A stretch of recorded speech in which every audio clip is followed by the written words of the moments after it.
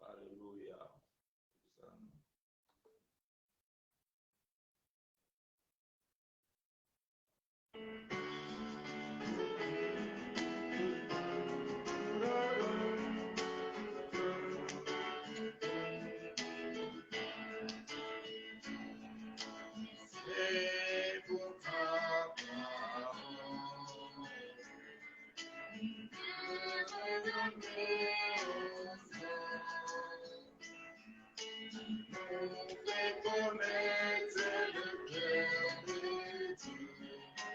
J'aime ta parole, Seigneur. Elle est la vérité sur mon sentier. Par elle, je vais me laisser guider. Et faire ta volonté, ça m'éviterait en espérant dans ta bonté. Je crois dans tes promesses, je reconnais aussi, et surtout ce que dit mon Dieu, j'aime ta parole, Seigneur. Il est la vérité sur mon sentier. Avec je vais me laisser guider. Faire ta volonté, ça m'émirait en espérant dans ta bonté.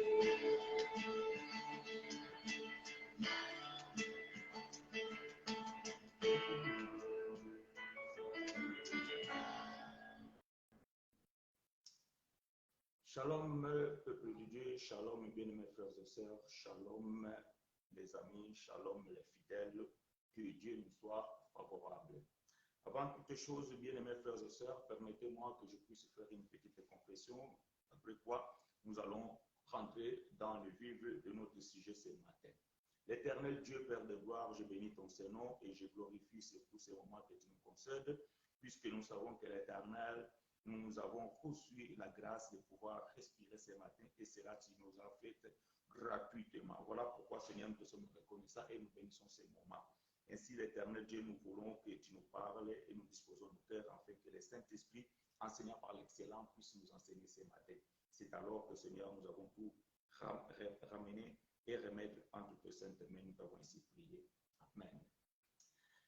Shalom, bien-aimés frères et sœurs, shalom les fidèles, shalom les amis, et nous vous souhaitons la bienvenue dans cette école de grâce.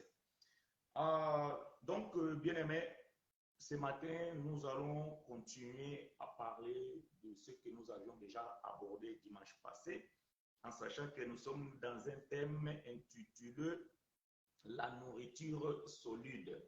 La nourriture solide, biloko yamakasi.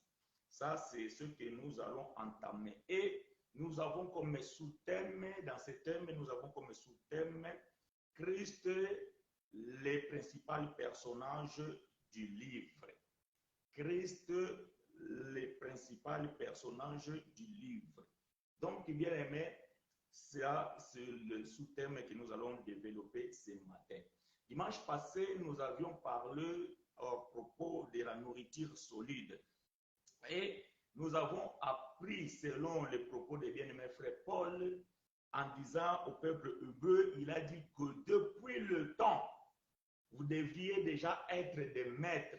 Mais force de constater, vous êtes lents à comprendre, lents d'entendement, et pour cela, vous avez encore besoin du lait. Et c'est là, frère bien-aimé, frère Paul, il dit que vous êtes encore des enfants, et les enfants sont ceux qui prennent du lait.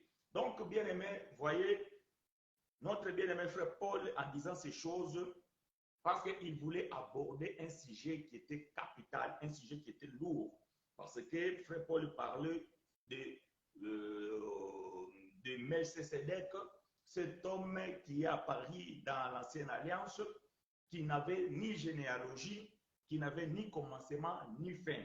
Mais Paul dit qu'il y a beaucoup de choses à dire à propos de cet homme, mais que vous êtes encore enfants, vous êtes encore des bébés. Donc, nous ne pouvons pas aborder ce sujet puisque cela mérite une connaissance ou bien une compréhension des adultes.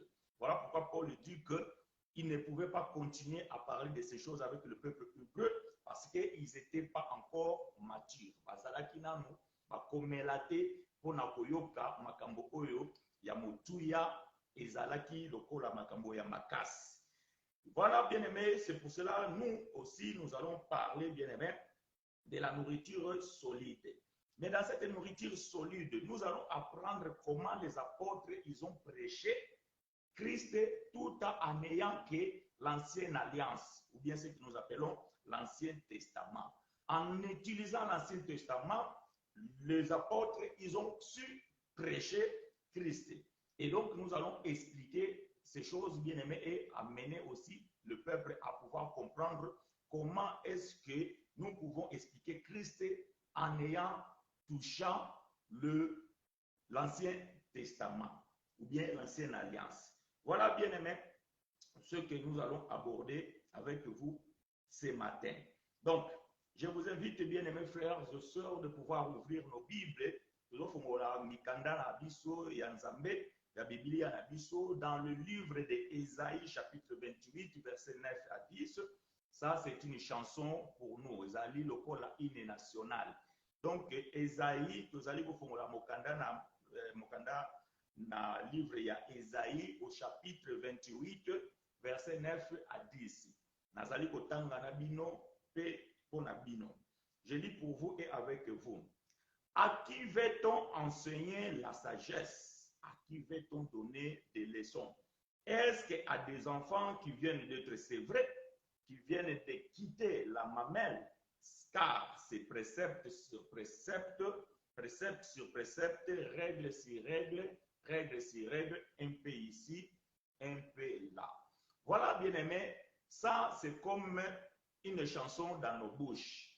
Et cette écriture, bien-aimé, nous donne une façon ya koyeba ko sosola makomi. Tant que vous allez kotanga mokanda oyo ya Esaïe, ezali ne ko sosolisa biso lolenge nini esengeli na biso totambola na makomi. Yango nde bomoni eteke makomi oyo ya Esaïe 28 ekoma lokola nzembo na monoko na biso po ete yango nde ezali kopesa biso moboko ya kososola lolenge nini esengeli na biso totambola. Nzambe azala na biso, vraiment que Dieu nous soit favorable, bien-aimés frères et sœurs, vous êtes la bienvenue dans cette école de la grâce. Donc, dès nazali koloba awa ke Christo azali moto oyo ya motuya ou bien moto na yambo na kati na buku. Donc, tozali kolobela biloko oyo ya makasi, la nourriture solide. Donc, na kati ya nourriture solide oyo bien-aimé, tozali na ba sous-thème to ko développer. To bandaki dimanche passé na thème oyo ya nourriture solide. Kuna ndeto yaki ko talisa eteke Thomas Paul azali ko expliquer pa ba ebelo lolenge nini esengela ki ba koma déjà ba komela mais force de constater bazalaki nanu bana mike yango Paul alobaki ete na ntina ya Melkisedeki naza na makambo ebele ya koloba na bino me namoni ete bozana na bongo ya kolemba bokoka kosupporte makambo oyo eza makasi mingi te mpona bino. Me biso tolobi ete bana na Nzambe uta obanda kosambela uta okota na église église songolo esali na yo deja bambula zomi na mitano ntango mosusu peut-être ozali déjà au-delà même. Mais tikino lelo soki otangi bibilia oyeba kososola makambo ozali kotanga te. Malgré tout cela tozali koconstater pe que même bateyi oyo bazali koteya makambo oyo bazangi pe bososoli ya makambo yango. Voilà pourquoi bien aimé tozali kopusana lisusu na nzela ya malakisi oyo mpona kosunga bino mpona kosunga biso koyekola mpe comprendre lolenge nini esengeli na biso toyeba kotambola na makomi surtout mpona bateyi oyo bazali ya kobengama mpona koteya makambo na Nzambe esengeli na biso kososola makambo oyo. Donc lelo tozali kolobela Christ est le principal personnage du livre. Donc tant tozali kolozwa bokanda oyo tobengi bibilia toyeba ete ke kati na yango ezali na moto moko oyo azali ya motuya. Donc tango tozali kotanga mokanda na bibilia toyeba ete ke bibilia ezali na motu oyo azali lokola moboko. Donc oyo azali lokola source ya makambo oyo nyonso tu. Yango tokotambula na bino elongo na makomi mpona kokende kolakisa lolenge nini bantoma bapotre na ntango na bango babandaki koteya Yesu Kristo alors que bazalaki kaka na mokanda oyo tobengi Ténach. Donc Ténach yango nde ezali biblia ya baebelo oyo biso tobengaka ancienne alliance ou bien l'ancien testament. Kuna nde tozali kokuta oyo tozo kobenga la loi, le psaume et les prophètes. Bien la loi, les prophètes et les psaumes. Oyo balobi ete ke la Torah, les Nevi'im et les Ketuvim. Donc yango nde mokanda oyo bango bazalaki na yango. Mais okomona ete ke kaka na mokanda wana yango pe babandaki kotangisela pe kolakisa na yango azalaki Kristo. Biso pe tokoyekola petit à petit ndenge nini ya comprendre pe koyeba kososola Kristo azali nani kati na ancienne alliance. Yango tokotambola na bino peut-être bayenga mibale misato mine na yebi te pani tokosukisela. Mais boye bien que toujours nous mettons point virgule parce que l'enseignement elle continue toujours, donc nous ne pouvons pas mettre point parce que mettre point ça veut dire que c'est la fin de l'histoire. Mais nous savons que ces choses n'aura jamais fin parce que aujourd'hui moi je suis là, mais ce n'est pas moi qui a commencé ces choses. Il y a eu nos aînés qui ont commencé, qui nous ont quittés, et il y a eu ceux qui l'ont remplacé, qui nous ont quittés. Et nous aussi, un jour, nous allons quitter aussi, bien aimé, cette terre, et il y aura aussi ceux qui vont continuer toujours à parler de ces choses. Voilà pourquoi tu as pointé dans ma Nzambe, mais tu as point virgule, pointé dans la phrase, et allez pour continuer. Bon, pour na to kota na mozindo ya makambo oyo na ozala mukuse pour na to kende mosika mingi te pour te tukolobela ngo ba dimanche mwa mingi to donc na olingana za la penza mukuse pour te to nabungisa makanisi na moto te. Tozali na mokanda ya Luc chapitre 20 jusqu'au verset chapitre 24 verset 20 à 27. Luc donc na portugais ba lobi Lucas, donc chapitre 24, verset 20 à 27. Luc chapitre 24, verset 20 à 27. Kunande tokotanga makambo oyo ekomema biso na kososola makambo oyo tolingi to lobela. Que Dieu te soit favorable, Kabedikano, c'est ça vraiment en portugais, Christ est au sujet principal de la Bible. Amen. Donc, natangi na bino, pe po na bino, je lis pour vous et avec vous. Bon, awa, ezali solo, histoire oyo boyebi yango, ya bayekoli oyo mibale ya Yesu Masiye bandayo kende na nzela ya Emmaüs. Tango Yesu akufaki, alors, Bible lobi eteke, ba disciple bango niso bapalanganaki, po ete bazalaki sous na maître te motu na motu akendeki na nzela na ye tokososola ete ke Pierre azwaki bandeko na ye bazongaki kokende kolomba bambisi e bamosusu mpe bakendeki na banzela na bango e Biblia kotalisa biso awa na chapitre 24 ke badisciple mibale babandaki kokende na nzela ya Emmaüs et tout chemin faisant donc na nzela na bango Yesu Masiya akobimela bango pe akokota kati na lisolo. Bon, wana ezali donc lisolo ya ndenge ezaleli me ngai na kobanda na verset 20 po ete nakende mosika mingi te natangi elobi boye. Et comment les principaux sacrificateurs et nos magistrats l'ont livré pour le faire condamner à mort et l'ont crucifié. Nous espérions que ce serait lui qui délivrerait Israël. Mais avec tout cela, voici le troisième jour que ces choses se sont passées. Il est vrai que quelques femmes d'entre nous nous ont fort étonnés, s'étant rendues de grand matin au sépulcre et n'ayant pas trouvé son corps, elles sont venues dire que ces anges leur sont apparus et on a annoncé qu'il est vivant. Quelques-uns de ceux qui étaient avec nous sont allés au sépulcre et ils ont trouvé les choses comme les femmes l'avaient dit. Mais lui, ils ne l'ont point vu. Alors, Jésus leur dit, hommes sans intelligence, hommes sans intelligence, et dont le cœur est lent à croire tout ce qu'on a dit, les prophètes. Ne fallait-il pas que Christ souffrit ces choses et qu'il entra dans sa gloire? Et commençant par Moïse et par tous les prophètes, il leur expliqua dans toutes les Écritures ce qui les concernait. Que l'Éternel apporte l'explication à sa parole. Voyez-vous bien aimé, awa bayekoli mibale oyo babandaki kokende na nzela ya Emmaüs, babandaki kosolola bango mibale po ete mitema na bango ezalaki ya kotutisama, ya kozokisama, bazalaki na mawa. Bazali koloba, ndeko oyo azalaki malamu, mutu moko abandaki kosala kaka bolamu, azali kolesa biso mapa, azokosala bikamwa ba miracle kati na biso, mais lelo azali lisusu te, pasi penza na motema. Na nzela na bango bandaki kotambola moto na misato aye kobima wana. Me bango bayebaki te kezalaki Yesu Masiya. Yesu atuni bango pona nini bozo kotambola me boza na mawa. Papa niko betile lisolo me yango yo utiwa. Oza mutu la seule personne oyo ayebi makambo eleki awa te na Jérusalem. Yesu alobi me makambo nini nalobi ndeko moko tozalaki na ye tobando benga ye Yesu. Bazwi ye bakonzi na biso babaki ye nekulusu bakundi ye, mais voici le troisième jour tozo kokamwa bandeko ya basi tozalaka na bango bakei koloba na biso ete ke bakendeki na kunda mais bamoni ye lisusu te e baangelu bazalaki kuna balobi na bango ke asekwi.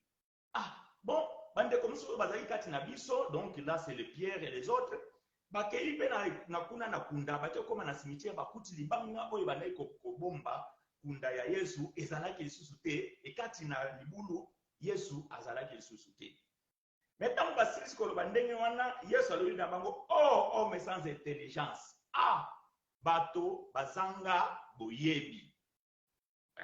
Ça c'est très important. Homme sans intelligence dont le cœur est lent à croire. Voyez-vous, écriture oyo ou bien terme oyo, il y a un terme frère Paul a utilisé dans Hébreux chapitre 5 au total dimanche passé. Paul a dit que vous êtes devenus lents à comprendre. Voyez-vous, donc tant que vous êtes lents à comprendre, nous avons sosola ete ke azana no mwana mokie. Parce que mon iba na mikie tant bazali ko kola, babanda ko yekola 1 plus 1 est égal à 2, 2 plus 2 est égal à 4. 4 moins 1 est égal à 3, tout ça. Donc, mais ce que moi, je 5 moins 10, c'est impossible. Ce qui n'a pas 5, il n'a pas 10. Mais tant que moi, je suis classe, tant que 5 moins 10, c'est moins 5. Donc tokososola teke mwana akoli esika oyo ayebaki teke na 1 na 5 tokomi poko longola 10 donc aye kososola teke non soki toza na 5 tolongoli 10 donc tokotikala na -5 donc mwana akomi na boyebi mais tango mwana aza nano mwana mokie soki otuni nde mwana opesi mabanga 5 oyebisi longola 10 akoloba non nakolongola 10 te parce que eza kaka 5 bomoni donc makambo ya nzambe mpe ezala ndenge wana eza na makambo oyo bayebisaka bana mikie eza na makambo oyo bayebisaka bamikolo so ntango mpona akomi na hébreu amoni eteke makambo oyo azokoloba eza makasi mingi e bato wana bazalaki la a comprendre bazali kososola te yesu ntango azosolola na badisiple oyo akonstate ke makambo nyonso oyo abandaki koloba ntango azalaki na bango bomoi donc bakomprena na bango eloko moko te yesu abandeli lisusu donc bible elobi ke yesu alobi na bango bino boza na bososoli te ete ke ntango nazalaki na bino na bandi oloba na bino makambo oyo nyonso tu ke makambo nyonso oyo basakoli bakoma oyo baprofete bakoma esengelaki ekokisama ke Kristo akokufa mpe akosekwa komata na bokonzi na ye me bango bazalaki kondima te ntango yesu abandaki koloba makambo wana po ete yesu abandaki koloba makambo oyo bango bandaki kososola te yesu verset 27 elobi na biso yesu abandi koteya bango abandi na Moïse donc Moïse ça veut dire la Torah atamboli becriture nyonso oyo Moïse azokoloba ntango Moïse azoloba eteke soki ndeko na yo azwi nyama ya moninga bomi ye ekusa wana donc voilà yesu asplike moni ndeko wana aza boyeboye nyama wana eza boyeboye abandi kotambola na bango moni Moïse alobi soki ndeko mibale bazali kobunda ndeko moko mwasi aye azwi loboko na ye asimba esika oyo akosimba te ndeko ya mwasi wana aza boyeba ndeko mibale wana bazobunda eza donc yesu abandi koexplike bango makambo nyonso mobeko Moïse elobaki nzoka nde elobelaka ye asilisi Moïse akoti sikoyo na neveimi donc baprofete ateyi baprofete abimoni ntango Ezayi azokoloba eteke mwana moko akobota makati na Israela mwana moko akopesa makati na ekle donc makambo nyonso tu Moïse Ezayi akomaki ezolobela ngai donc asimbi Ose asimbi Daniel asimbi Abakuke asilisi akoti na baprisome abi makambo David aloba na prisome Salomo akoma na sagesse nyonso wana yesu abandi koexplike bango parce que ute sika bazaki nanu ti bandokende na Emmaüs Bibili plutôt la science elobi na biso eza environ 18 km.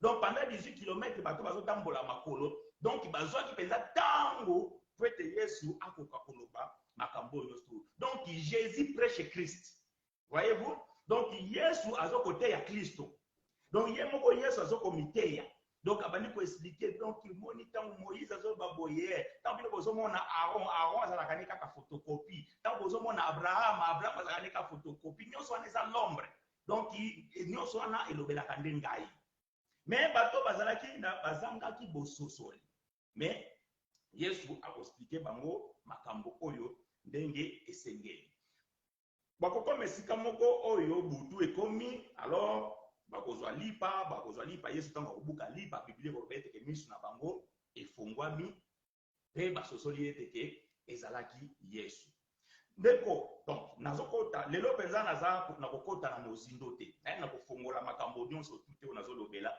nazokolakisa biso nanu kaka ndenge nini oyo esengeli tososola makambo na nzambe esengeli ndenge nini toteyela makambo na nzambe après badimanche koya kokoyeba kokota na mwa mozindo j'espère que basali na nzambe oyo bazolanda ngai ndeko na nga Pedro ndeko na nga Blaise bazana bakosunga ngai po ete baporte mpe ndambo ya libanga kati na mosala oyo po ete toyeba kososola makambo oyo mais nakosolola na bandeko na ngai po ete toyeba ndenge tokosalela yango mais lelo nga nazopesa introduction ya kofongola mwa moke nsima nde tokokota na mozindo kwa ya banda kososola makambo oyo qu'est-ce que cela veut dire tout ça wana mais nazolinga nanu na expliquer ndenge nini bandeko na kala bateyaki makambo oyo ndenge nini awa nazolakisa ndenge nini ye moko yesu azoteya na ntina ya Kristo epai ya bayekoli na ye mais azalaki na livre ya Matthieu te azalaki na livre ya Jean te azalaki na livre ya Corinthien te azalaki na livre ya Jean te parce que na ntango wana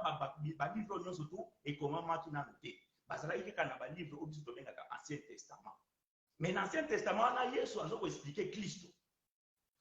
Mais, bandeko na bazanga ibososo. Bible ko bana biso ke le lendemain, donc mukolo elandaki, Yesu tango akoya kukuta bayekoli na ye kati na ndako. Naza toujours na Luc chapitre 24. Là, c'est quoi tokotanga à partir de verset 41 jusqu'à verset 44. Luc chapitre 24, tokotanga siko 41 jusqu'à 44. Donc, tokososo la ete ke na mokolo elandaki Yesu aye kokuta siko ba disciple na ye. Et na kati ba disciple wana bazali pe na même discussion. Que non Yesu a sekui ba msusu balobi biso to moni ye. Oh ba msusu tebo zoko kosa tout ça wana donc ils allaient lokola moi discussion parce que bana comprendre te. Mais Yesu akobimela bango. Voyez-vous? Yesu akobimela bango. Donc toza na Luc chapitre 24 verset 41 à 44. Bible le Bible. Comme dans leur joie, ils ne croyaient point encore et qu'ils étaient dans l'étonnement, il leur dit, avez-vous ici quelque chose à manger? Wana sko Yesu abimeli bayekoli. E bayekoli basutuki bazuko kamwa bazaki ne sengo o iza ye penze asekui na kokamwa wana tout ça na Yesu tuni banso bazalaki na bileite. Avez-vous ici quelque chose à manger? Ils lui présentèrent du poisson rôti et un rayon du miel. Il en prit et il en mangea devant eux. Verset 44. Puis il leur dit, cela, c'est ce que je vous disais lorsque j'étais encore avec vous, qu'il fallait que s'accomplisse tout ce qui est écrit de moi dans la loi, dans les prophètes, ou plutôt dans la loi de Moïse, dans les prophètes et dans les psaumes. Voyez-vous? Donc, Yesu awa, bala liboso ezalaki kutanaki na bayekoli mibale o bazaki na nzela ya Emmaüs. Awa sikoyo ayeko kutana na bango 11. Et Yesu asimana kolia na bango, alobi na bango eteke tangu nazalaki na bino. Tangu nini Yesu azalaki na bango avant kufa, ça veut dire que 3 jours en arrière. Donc, tangu nazalaki na bino, to comprendre que tangu Yesu azalaki na bayekoli na ye, abandaki kote ya bango au sujet de Christ. En utilisant les écritures de Moïse, des prophètes et des psaumes. Mais batu oyo bazalaki na bososolité, ils étaient là de compréhension, ils étaient là à comprendre. Babandaki comprendre le comme côté. Na ba dimanche koya to kokende na mwa mozindo, mais na fongola parenthèse moko awa l'écriture mo boyeza na mokanda ya frère Paul na 2 Corinthiens chapitre 3. Paul a lobby que jusqu'à aujourd'hui, bon, aujourd'hui il y a bango kuna, ça vous le savez déjà. Jusqu'à aujourd'hui, bon, to ko comprendre petit les lopé na tango na biso na momwe to somo na mweso ko continuer. Na ngape na kolo ba lelo que jusqu'à aujourd'hui tango batu bazotanga Moïse ou bien tango batu bazotanga Ancien Testament ndenge Paul aloba na Corinthe, un voile est tombé sur leurs yeux. Donc bazali na voile bazoko monate. Paul alingaki alobani. Paul azoko lobaka ke tango bozotanga mobeko, tango bozotanga mobeko Moïse, tango bozotanga ba psaume, bozotanga ba prophète. Soki ozana na voile, ça veut dire que misu zana no kokangama. Ça veut dire que motema misu ya motema na yo ezana no kozipama. Or soki misu ya motema ezana no kozipama, Paul alobi ke voilà nilongwa kaka soki motema ebongwani. Donc to comprendre ba te belé lelo yo baza bana na nzambe me ba bongwana nanu te. Donc nanu ba bongwana te kwete tango bazotanga mokanda na nzambe baza nanu na voile. Donc tango Yesu sokoloba makambo nyonso tupa ya ba disciple bazaki nanu na voile. Donc tango Yesu azo expliquer bango makomi pona bango ezokota awo ezobima aba ndo sosola te. Pointe soli bazaki na bososoli balingai basutuka te tango makambo esalami. Pointe makambo esalami Yesu abandaki koloba bango déjà. Bon mona tango sika moko boye na pesa exemple. Batuni ye miracle nini yango koyi kosalela biso awa po ete toyeba ete ke yo za penza motindami. Yesu alobi na bango génération incrédule. nakolakisa bino miracle ya prophète Jonas. Qu'est-ce qui s'est passé avec Jonas? Jonas abandaki kokima kokende Ninive, akoti na bwato. Na bwato wana akotaki, Bible elobi ete ke ntango Nzambe asiliki mopepe tongombi bwato ebandaki koningana, bato babandi komitungisa. Jonas akomprendre ke wana eza kanda ya Nzambe. Alors Jonas akoti na se ya mozindo ya bwato akebombama. Metan babandi koluka bato babi mutu moko azozanga kati na biso. Ye pe toluka ya sambela pe Nzambe na ye, ntango Nzambe na ye akoyoka biso. Kuna nde bakende kokuta Jonas abatami. Babi oh, yo batami awa problème ni biso to ngito kufa sambela pe Nzambe na yo. Jonas alobi makambo ni so bozomona ezanga. Ah, siko to sala nini? Babi bozwa ngai bobwaka nga na mai bomona kimia ekokota. Bazui Jonas babwaki ye na mai. Babwaka Jonas na mai, Jonas akokota na libumu ya mbisi. Et la Bible dit que pendant 3 jours, Jonas azali na kati ya libumu ya mbisi. Le 3e jour, mbisi akosanza Jonas. Metango yasa solo ba makambo oyo, bayekoli babane kososola te, bayuda bane kososola te ke Jonas wana ezate l'ombre ya Yesu Masiya, esengela ipe akufa, akota na libumu ya mbisi, ce qui faisait za mabele, ezali susu balene te na kati ya mai. Wete mai na mabele za la keloko moko. Que Dieu vous soit favorable. Mai na mabele za la keloko moko. Parce que la Bible dit qu'au commencement, donc il y avait la Bible. Et Dieu tira la terre dans les eaux. Donc, Nzambe azwa mabele longola on kati na mai. Donc, mai na mabele za la keloko moko. Donc, titango tomona Jonas abwaka mai na kati ya mai, ezalande Yesu Masiya azokota na kati ya mabele pendant 3 jours. Mais tant que Yesu azoteya makambo na bango bazososola te. Yango Yesu rappelé bango awa ke na verset 20 na verset 44 ya Luc 24 et le dit que puis il leur dit c'est là ce que je vous disais lorsque j'étais encore avec vous qu'il fallait que s'accomplisse tout ce qui est écrit de moi dans la loi de Moïse, dans les prophètes et dans les psaumes. Donc bien aimé tous pour comprendre que quand vous avez Genèse, quand vous avez Exode, quand vous avez Lévitique, quand vous avez Nombre, quand vous avez Deutéronome, donc mikandana nyonso tu elobela nango kaka Yesu. Ezoko lobela kaka Kristo.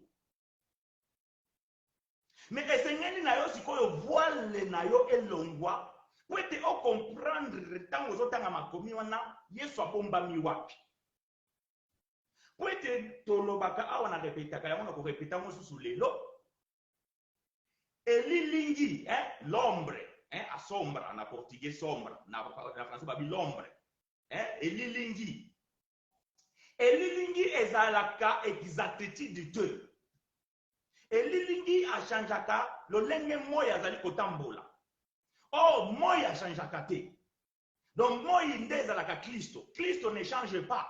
Moi, il change à côté. Mais l'ombre n'a pas ekoki ko changer. Ça veut dire que ceux qui ont un tongo, au moins ceux qui nzete zawana, moi ebimi, au moins nzete elilingi nango eza muke. Ndenge moi ezali ko mata, elilingi ya nzete pe ezali ko changer. Mais yen nzete azoko changer te. Nzete azali kaka ndenge wana. Mais elilingi na ye ezali ko changer. Nakina lobani. Na yiko loba ete kitango zoko tanga Biblia otangi Abraham, yeba Abraham izala nango kaka Kristo. Soki otangi Isaac izala nango pe kaka Kristo.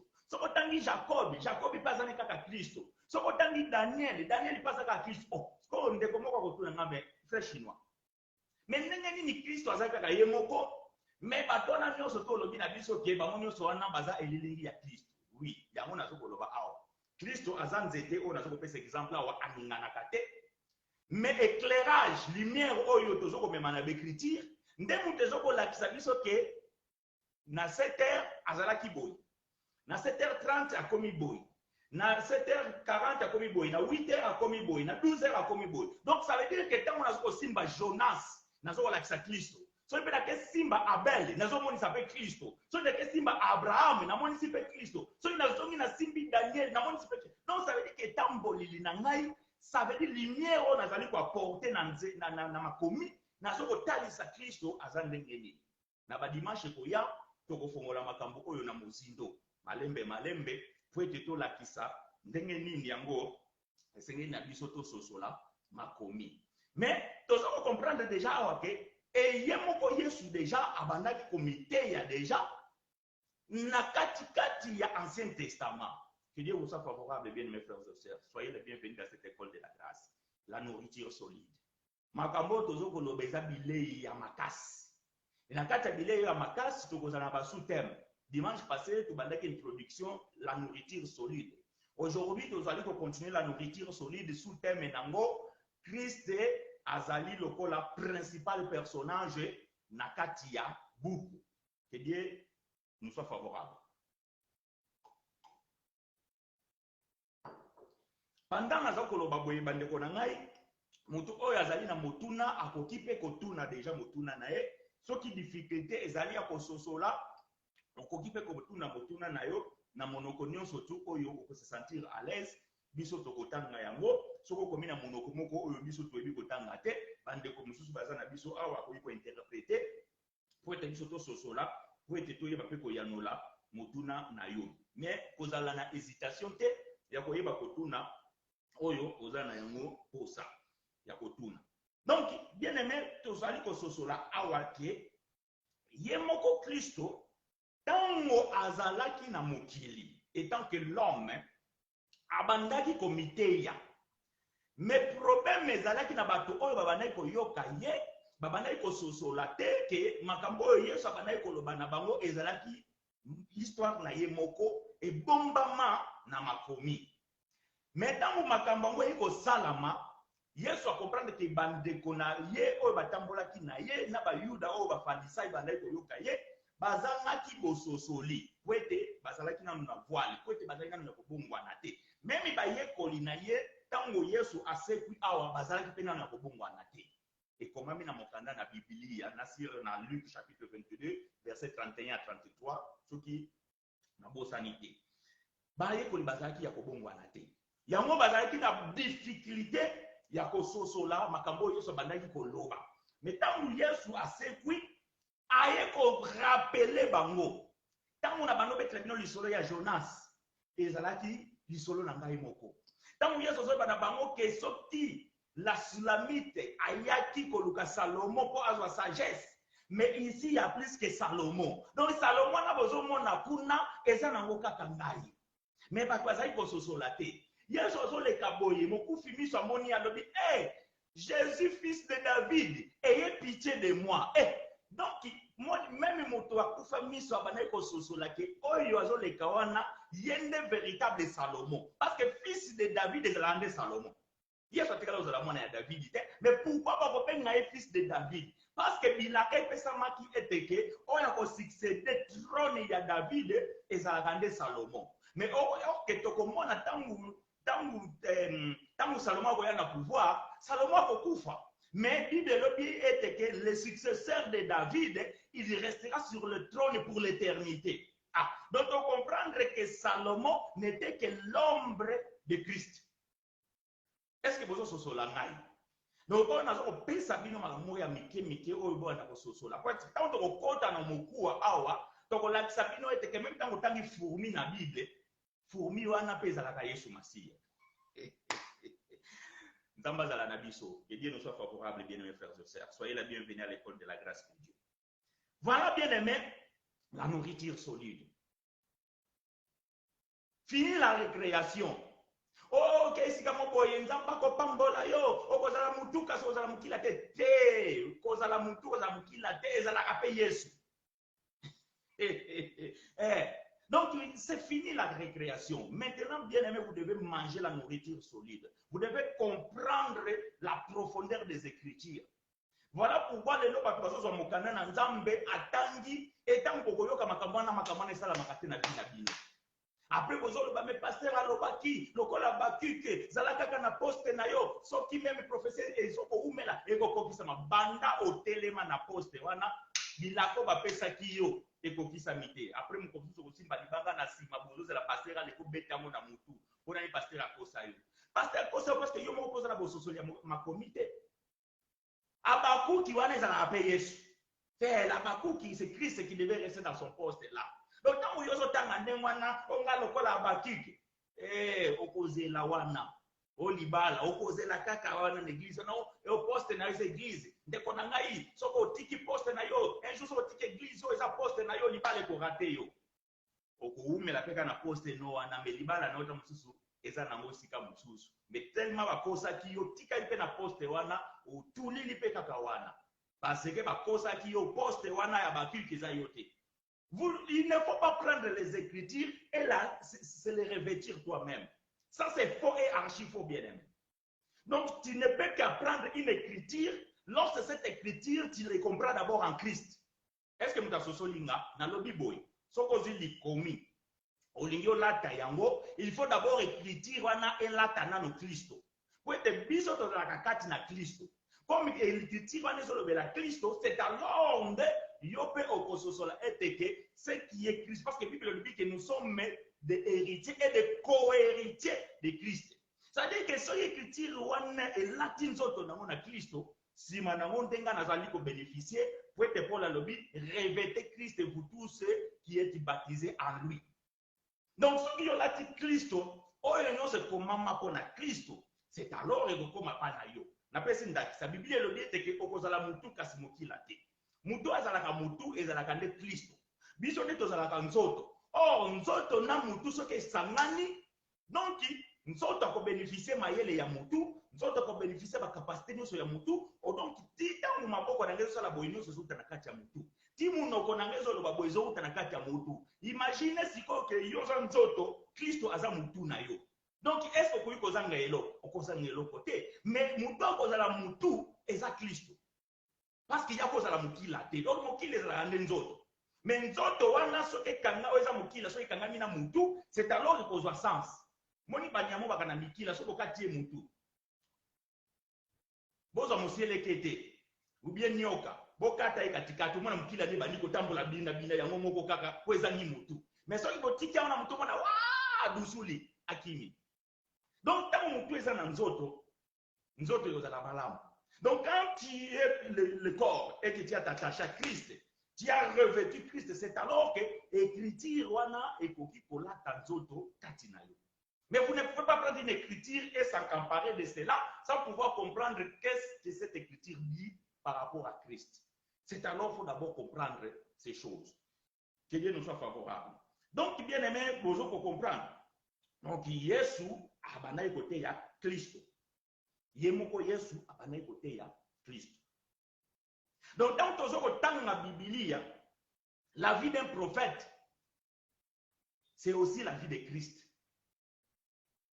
So comme on prophète moko na Bible, yeba que prophète wana azape les somobima. Bon moinaye, c'est aussi une interprétation dans la vie de Christ. Ndenge na oto pesa bino exemple ya Jonas. Tant que vous avez Moïse azobotama, vous avez mbotama ya Yesu. La mort de Moïse, vous avez la mort de Jésus. Frère, la Bible est à mokandate au vande au lamuki au lali au lamuki na kotongo boy tout ça na sotokoto proclamer au na komi mosali na nzambe. Biso toko kangayo ba roulage baza na nzela. Toko kangayo frère. Toko arrêter au pesa arrêter pesa na no permis na yo. Nana moi à cotisation na autoroute. Autant ko bisa so permis na yo autant na école théologique ya pisanga ya oyo aza eunuque fait des mains des hommes. Musu beto okanga yo boy tout ça na biango yo uta wapi tout ça oh non ngai papa na ngai ya molimo mutachanga maboko aloba ina eunuque autoproclamé par ses propres moyens. Tes frères makambo na nzambe oyo il faut nzambe abenga yo. Jean chapitre 5 verset 39.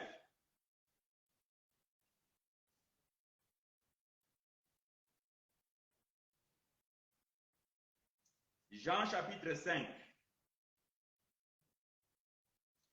verset 39. Natangi elongo na bino. Awa Yesu azokoloba epai ya ba Farisai, ba Yuda, bato bazalaki na bango. bato babandaki kotanga mikanda, bato babandaki kokoma bécriture. Yesu akoloba na bango boye. Vous sondez les Écritures parce que vous pensez avoir en elles la vie éternelle. Ce sont elles qui rendent témoignage de moi. Voyez-vous? Yesu alobi na bango, vous sondez les Écritures. Donc, ba pharisiens, ba scribes, ba sadducéens, ba bandaki kotanga Biblia, Torah ou bien Ténac. Donc, ils ont dit na Torah, donc la loi, les psaumes et les prophètes. Babandaki ko sonder yango écriture par écriture. Parce que bayebaki ke na kati ya makomi wana eza na mabomba miko ezokopesa bomoi ya seko. Bayebi na kati ya makomi wana ke un jour mobikisi moko akoya kopesa biso bomoi na seko. Babandaki kotanga bokanda lettre par lettre, virgule par virgule, point par point, verbe par verbe, phrase par phrase. Koluka kaka lolenge nini mobikisi akoya na tango nini, akoyela ndenge nini. Donc il faisait tout, il sondait les Écritures, il croyait en elles qu'il y a la vie éternelle dans ces Écritures, mais il ne savait pas comment. Babandaki koyeba ndenge nini bomoi ya seko wana ekokomela bango. Mais or bomoi ya seko azalaki déjà na bango. Muto oyo akopesa bango bomoi na seko azalaki déjà kati na bango. Yesu pe azokoteya na kote na ye azokoteya ke makambo bozokotanga wana ezokolobela nde Masiya. Ezokolobela le win. Mais comme Yesu bana koloba ne kukuma, ça veut dire que Jésus bégayait, donc Yesu bana koloba na parabole. Mais batwana bango esengela iba soso parce que bazalaki banganga nzambe. Parce que Yesu problème na bango c'est que Yesu un jour badoleza na Jean chapitre 10 batuniye. Dis-nous réellement si tu es Christ. Dis-nous ouvertement. Mais Yesu a dit que moi et le Père nous sommes un. Moi je fais la volonté de mon Père. Mon Père qui m'a envoyé, c'est que je fais, ça vient de lui, tout ça là.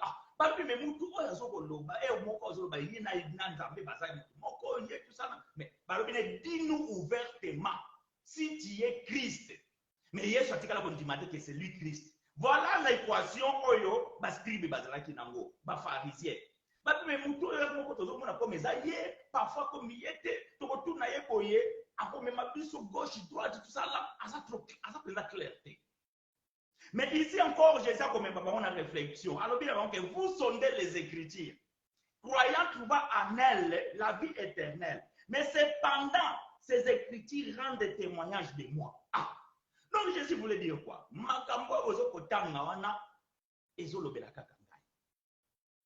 Ces Écritures ne parlent que de moi.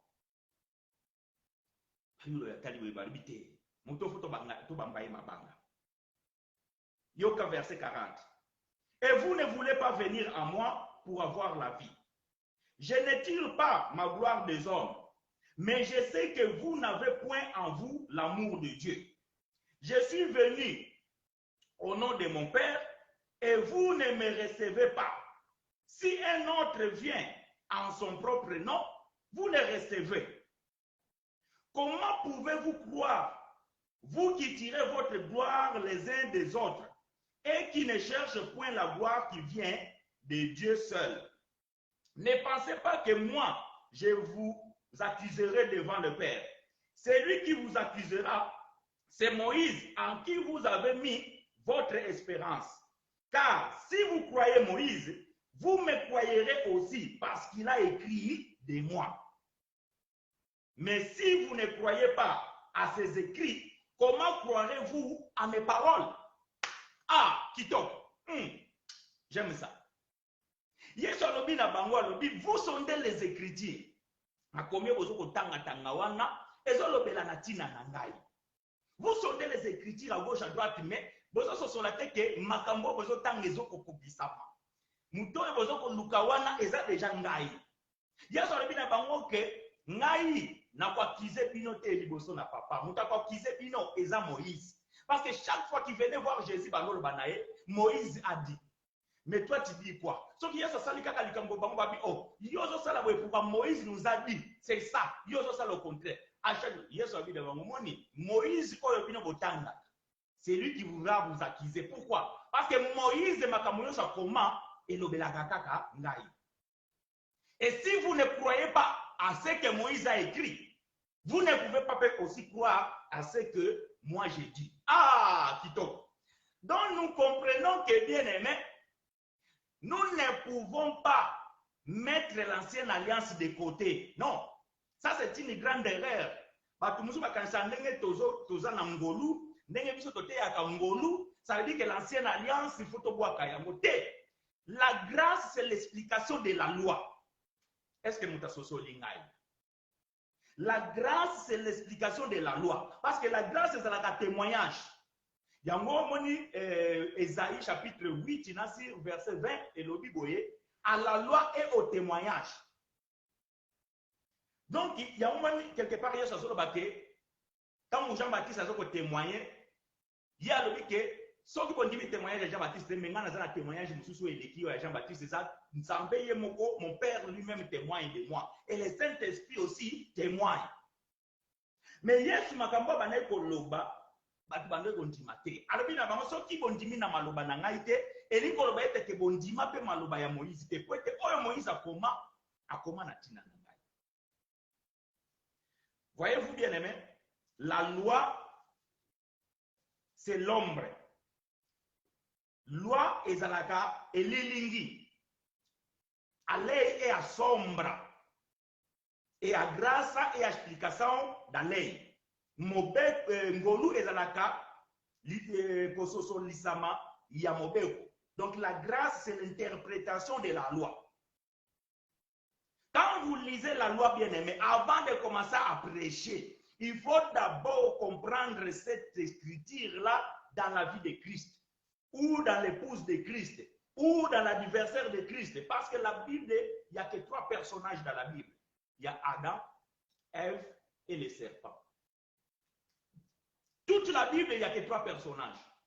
Adam, Ève et le serpent. Voilà. Et quand nous sommes dans la nouvelle alliance, donc nous allons comprendre, nous allons voir le second Adam, la seconde Ève et le second serpent.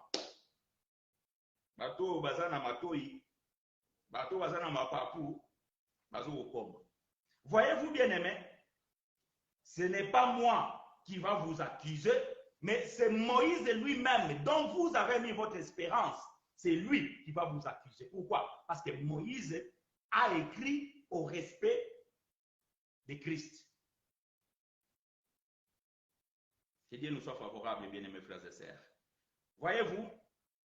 Donc, comme j'ai dit que je vais être courte, je ne vais pas dépasser 1 heure parce que nous allons faire la continuation à partir de dimanche prochain. Là, nous allons voir comment est-ce que les apôtres ont aussi prêché Christ tout en touchant l'ancienne alliance. Parce que le pasteur a l'élo, dans le livre de Matthieu, dans le livre de Jean, dans le livre de Luc, dans le livre de Marc. Après, on commence à toucher Paul, quand on va dire que l'église, Paul a une église. Mais ceux qui ont une ancienne alliance, ils ont une dîme, ils ont un sacrifice, ils ont je ne sais pas quoi. Donc, mais, ils ont Jésus en touchant l'ancienne alliance. Il y a un moment qui m'a dit que les deux ils ont tengama. Et cela est triste. Mais avant de faire la parenthèse, oh, il y a point virgule pour aller là. Pour que tanga bino nangai, mokanda oyo ekopesa biso dimanche prochaine et passage pour être to kota sikoyo na mozindo na ndenge nini ba portrait bateyaka Yesu en ayant touchant l'ancienne alliance. 1 Pierre chapitre 1 verset 10 à 12. Nous allons lire ça et nous allons mettre point virgule aujourd'hui et dimanche prochain, nous allons reprendre sur ces textes ici-là pour que nous puissions continuer dans cet élan-là de la nourriture solide. Et dimanche prochain, nous allons avoir comme sous-thème comment les apôtres ont marché dans les Écritures. Que Dieu vous soit favorable. 1 Pierre chapitre 1, verset 10 à 12. 1 Pierre Premier livre de notre bien-aimé frère Pierre, au chapitre 1, au verset 10 jusqu'au verset 12. Je lis pour vous et avec vous. Pierre dit ceci. Les prophètes qui ont prophétisé touchant la grâce qui vous a été réservée ont fait de ce salut l'objet de leurs recherches et de leurs investigations. Voulant sonder l'époque et les circonstances marquées par l'Esprit de Christ qui était en eux. Ah, je m'arrête ici. Pierre alobi, basakoli, oyo basakolaki na ntina ya ngolu, oyo ezalaki mpo na bino, parce que ngolu ezalaki mpo na ekeke na biso. Banda epai ya bantoma ti lelo mpe lobi. On fait de ce salut l'objet de leurs recherches et de leurs investigations. Bon, babanda kolekisa mikolo pe butu koluka koyeba tango nini makambo oyo ekoki kosalama. Voulant sonder l'époque et les circonstances marquées par l'Esprit de Christ qui était en eux. Ah, donc les prophètes, tinde bazalaki